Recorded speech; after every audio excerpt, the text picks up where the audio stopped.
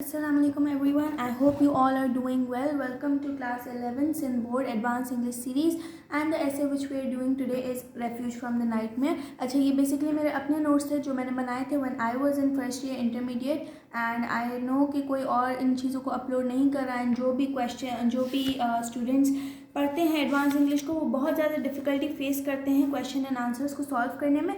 तो what I have done is that I have compiled past paper question and answers. तो आज मैं वो क्वेश्चंस आपके साथ डिस्कस कर लूँगी, ठीक है, कि ताकि आप लोगों के बोर्ड्स अच्छे हो जाएं. कोई भी क्वेरीज हो तो कमेंट सेक्शन में लिख लीजिएगा, मैं आप लोगों को आंसर दे दूँगी. Alright, so let's start. Refuge from a nightmare. The first question is, this is basically a short question. Discuss how the author takes refuge from a nightmare from the city life, which are places of violence and fear. अब city life क्या है? It is a place of violence and fear. And how the author takes refuge from it, वो चीज़ हमें discuss करनी है. अच्छा, साथ साथ आप लोग स्क्रीनशॉट्स लेते जाइएगा, क्वेश्चंस के भी स्क्रीनशॉट्स ले लें जो कि पास्ट पेपर्स में रिपीट हुए हैं. एंड सेकेंडली आंसर्स भी जो मैं आपको दिखाती जाऊँ साथ साथ स्क्रीनशॉट्स लेते जाइएगा कि ताकि आपका अच्छे से प्रिपेयर हो जाए. Alright, so the first heading is that we are gonna start from the introduction. इस ऑथर का नाम क्या है? The author's name is Gerald Gold. Gerald Gold in his essay has expressed general discontent which war left by mostly all writers at the end of World War I regarding modernization and progress of the human race. ठीक है, इसने क्या express किया? इसने ये express किया कि writers world war one के बाद चेंज हो गए. क्यों चेंज हो गए? क्योंकि there was industrial revolution, there was an impact of the city life which led to violence and fear. ठीक है, Albert Einstein has said, it has become appallingly curious that our technology has exceeded our humanity. जो हमारी technology है वो exceed कर गई है हमारी ह्यूमैनिटी को, और इसकी वजह से क्या हो रहा है? इमोशंस ख़त्म होते जा रहे हैं एंड सिटी लाइफ बहुत ज़्यादा इंक्रीज़ हो गई है as compare to the village life. तो लोगों के अंदर बहुत ज़्यादा वायलेंस आ गया है एंड फियर आ गया है. ओके, तो आप लोग इसका ले लो स्क्रीनशॉट, फिर मैं आगे मूव ऑन करती हूँ. ऑलराइट, नेक्स्ट हमारे पास है emotional impacts on humans after world war one. The writer emphasizes on the point such as the progress only means increase in the number of inventions which leads to replacement of hard-working human labor causing unemployment and suffering. The production of modern weapons that brought among the nations war and fight in order to compete with one another. अच्छा, world war one के बाद क्या हो गया? Number of inventions increase हो गई, specially the invention of the weapons का बनाना increase हो गया. ठीक है, और इसकी वजह से क्या हुआ? इसकी वजह से जो हार्ड वर्किंग ह्यूमन लेबर था उसको हमने कर दिया रिप्लेस. ठीक है, और इसकी जगह पे हम मशीन्स एंड बम्बार्डमेंट लेकर आए. He is saying that the city life and the industrial revolution is basically a nightmare and he seeks refuge from this nightmare when he goes to the village and he lives his life in the village.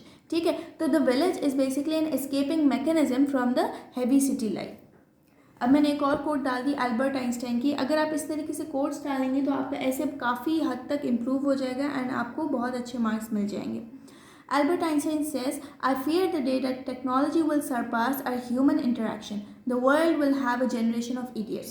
अभी क्या कहता है कि जिस दिन technology Sarpass कर जाएगी human interaction को, ठीक है, टेक्नोलॉजी ओवर पावर कर जाएगी ह्यूमन इंटरेक्शन को, तो दुनिया में क्या होगा? दुनिया में इडियट्स की जनरेशन बहुत ज़्यादा इंक्रीज हो जाएगी. ठीक है, The author describes that he is going up the hill in Buckingham Shrine and what he sees that the smoke from the farm fire is only the indication of life. अब ये जब Buckingham शायर के ऊपर जाता है तो ये देखता है कि जो स्मोक निकल रहा है फार्म की फायर में से वही सिर्फ इंडिकेशन है लाइफ से. क्यों? क्योंकि बाकी हर चीज़ मॉडर्न हो चुकी है, हर चीज़ बहुत ज़्यादा मिनिमलिस्टिक हो चुकी है, राइट? उसकी वजह से everything has lost life from it. The modern humdrum of life such as cars and aerospaces और cars आ गए हैं, human interaction बहुत ज़्यादा limited हो गया है. The author thinks that to go there will be an opportunity to see the part of life where time does not go on and it is still in its primitive stages. Village में time अपने primitive stages में होता है, time रुका हुआ होता है. Time मतलब बंदा उसको इन्जॉय कर पाते हैं. सिटी लाइफ में तो पता ही नहीं चलता कि टाइम किधर चला गया. No outside influence such as technological advancement would here disturb the pattern which may change or destroy this way of life. अब कोई भी outside influence नहीं है कोई भी टेक्नोलॉजिकल एडवांसमेंट नहीं है जो कि इस चीज़ का पैटर्न को डिस्टर्ब करे या फिर इस वे ऑफ लाइफ को डिस्ट्रॉय करे। ठीक है, अच्छा आप लोग पहले स्क्रीनशॉट्स ले लें।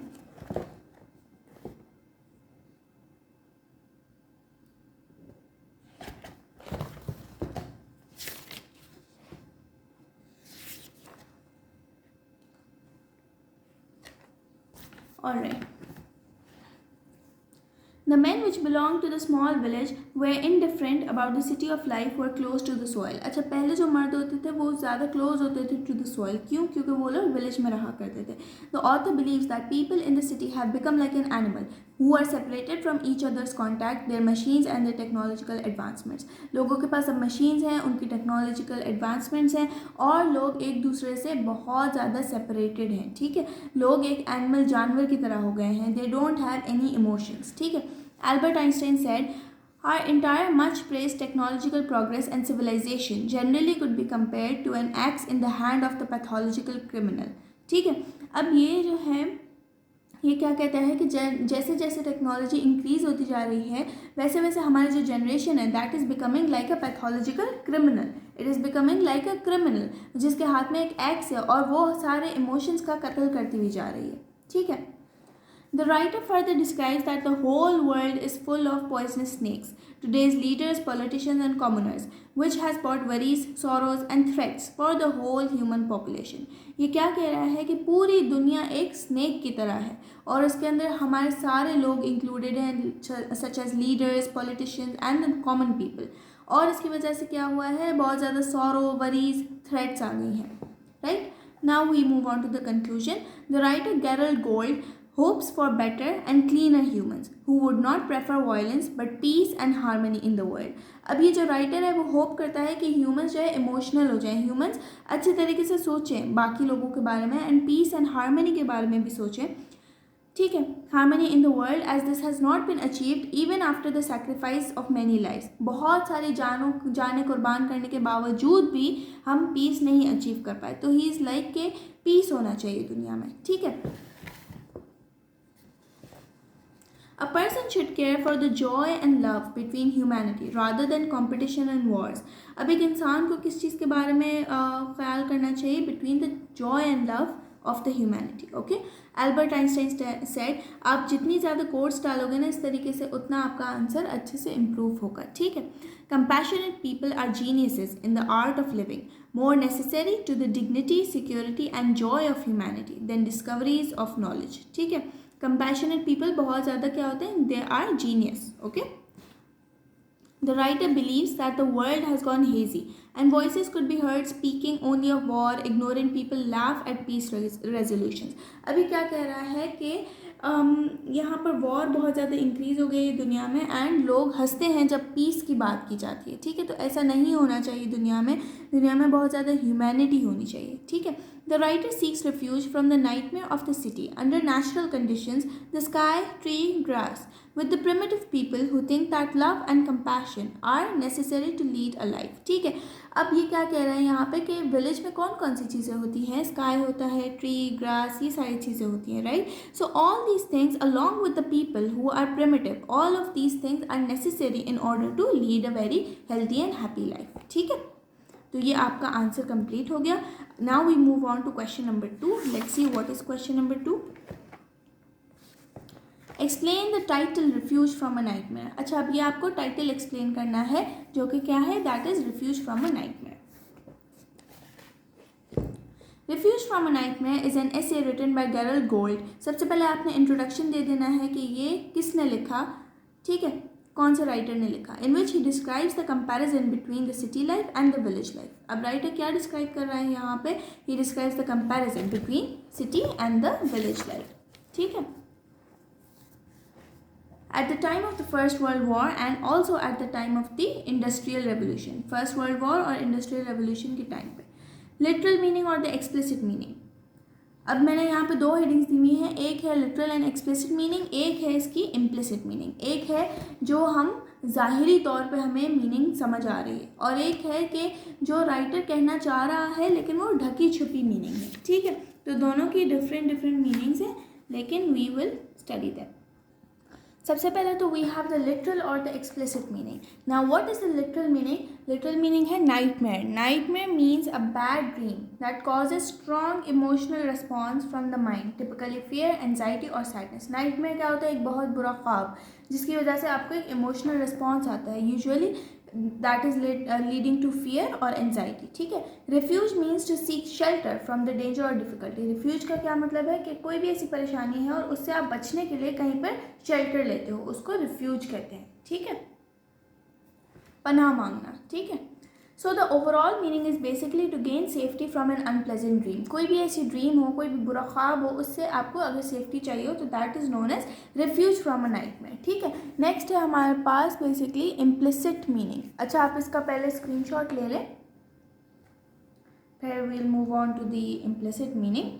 आई होप आप लोगों ने स्क्रीनशॉट ले लिया होगा। Let's move on to the implicit meaning. Refuge from a nightmare implicitly refers to seek shelter and protection from the cruel, inhumane and the monstrous city life.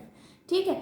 अब ये किस चीज़ से प्रोटेक्शन हमें चाहिए? That is from the city life. क्यों? क्योंकि जो city की मशीनरी है, टेक्नोलॉजिकल एडवांसमेंट है, इंडस्ट्रियल रेवोल्यूशन, ये सारी चीज़ें को हम कैसे रेफर करते हैं? All of this is refer to as a nightmare. ठीक है। क्यों? क्योंकि एक बहुत डरावना ख्वाब है जो हमें इमोशनली, फिजिकली और मेंटली बहुत वीक कर देता है और हमें तोड़ देता है। ठीक है। The writer escapes the city life and goes to a small village to explore the primitive thinking and emotions. अब राइटर सिटी लाइफ को छोड़ के और चला जाता है एक छोटे से गांव में कि ताकि वो एक्सप्लोर कर सके सारे इमोशंस को। ठीक है। Love and compassion are necessities not luxuries, without them humanity can not survive. अब लव और कंपैशन क्या है? All of them are necessities, और ये लग्जरी नहीं है।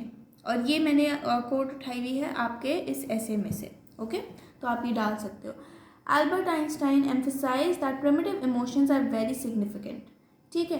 He said, how on earth can you explain in terms of chemistry and physics so important a biological phenomenon as love? अब वो कहता है कि केमिस्ट्री और फिजिक्स तो इम्पॉर्टेंट है ही, लेकिन प्यार सबसे ज़्यादा इम्पॉर्टेंट है। अगर प्यार नहीं होगा दुनिया में तो दुनिया सर्वाइव ही नहीं कर सकेगी। इंसानों का मकसद ही ख़त्म हो जाएगा अगर आपके पास ह्यूमैनिटी और अगर आपके पास लव नहीं होगा। ठीक है। The Albert Einstein further discusses how to increase compassion and seek refuge from a nightmare. वो क्या बताता है हमें? Our task must be to free our self by widening our circle of compassion. हमें क्या करना है? अपना जो सर्कल ऑफ कंपैशन है उसको हमें बड़ा करना है, उसको हमें वाइड करते जाना है। ठीक है। To embrace all living creatures and whole of nature and its beauty. ठीक है, कि ताकि हम एम्ब्रेस कर सकें सारे जो भी लिविंग क्रीचर्स हैं और उसके नेचर को और ब्यूटी को भी। सही है। अच्छा, अब नेक्स्ट ये है हमारे पास question number 4। What kind of landscape does the author find himself about 40 miles away from London in his essay refuge from a nightmare? अब हमें क्या करना है? अब हमें लैंडस्केप को डिस्क्राइब करना है कि किस तरीके का लैंडस्केप राइटर ने हमें बताया गया है in this essay. Okay, the author describes a lovely walk on a hill in the Buckinghamshire which he gets an opportunity to observe the serene landscape, the lush green grass full of life, flowers which were about to bloom. अभी क्या कह रहा है कि इसने बड़ी मज़े की, बड़ी ज़बरदस्ती वॉक की है। कहाँ पे? बकिंगमशायर पे। ठीक है, ये एक प्लेस है जहाँ पे इसने लैंडस्केप को ऑब्जर्व किया, ग्रास को ऑब्जर्व किया, फ्लावर्स एक्सेट्रा, हर चीज़ को इसने बहुत अच्छे से ऑब्जर्व किया। The area was very quiet, the only indication of life was the smoke from the fire lit at the farm. ठीक है, everything is primitive and there is nothing modern. कुछ भी चीज़ मॉडर्न नहीं है यहाँ पे, हर चीज़ बहुत प्रिमिटिव है, बहुत अपने ट्रू प्योर फॉर्म में है जिस तरीके से इस राइटर को पसंद है, the form of the village. ठीक है, और यहाँ पे कार्स भी नहीं है, बसेस भी नहीं है, एरोप्लेन्स भी नहीं है। Okay, to break the inactivity, buildings found are not more than 100 years old. नहीं, buildings found are more than 100 years old. Antique है, बहुत ज़्यादा विंटेज चीज़ें हैं यहाँ पे। ठीक है, life only exist in ancient form, sorry ये एफ आना चाहिए, where people value their loved ones and their feelings and emotions more than careers or advancements. अब लोग यहाँ पर किस चीज़ को ज़्यादा वैल्यू देते हैं? करियर्स को और एडवांसमेंट्स को ज़्यादा वैल्यू देते हैं सिटी लाइफ में। ठीक है, लेकिन विलेज लाइफ में लोग वैल्यू देते हैं अपने प्यारे बंदों को, अपने लव्ड वंस को और उनकी फीलिंग्स को। ठीक है, तो फिर ज़्यादा खुश होता है राइटर जब वो कहाँ पे जाता है? जब वो विलेज में जाता है। तो आई होप ये चीज़ें क्लियर होंगी। अगर आपने क्वेश्चन नंबर 4 का स्क्रीनशॉट नहीं लिया तो अभी आप ले लें, ठीक है, वीडियो को पॉज करें एंड आप इसका स्क्रीनशॉट ले लें अच्छे से, एंड देन यही आप सेम चीज़ याद भी कर सकते हैं, एंड अगर याद नहीं कर सकते तो आप इसको अपने ओन वर्ड्स में समराइज़ करके लिख लें, क्योंकि मोस्टली पास्ट पेपर के क्वेश्चन एंड आंसर्स रिपीट होते हैं एडवांस इंग्लिश में, तो आप इनको ही सॉल्व कर लें कि ताकि आपके बोर्ड्स अच्छे हो जाएं, because your boards are near. Okay, best of luck for your boards. कोई भी क्वेश्चन हो तो कॉमेंट सेक्शन खुला है, आप पूछ लिए कॉमेंट सेक्शन में। ठीक है, टिल देन टेक केयर, अल्लाह हाफिज़।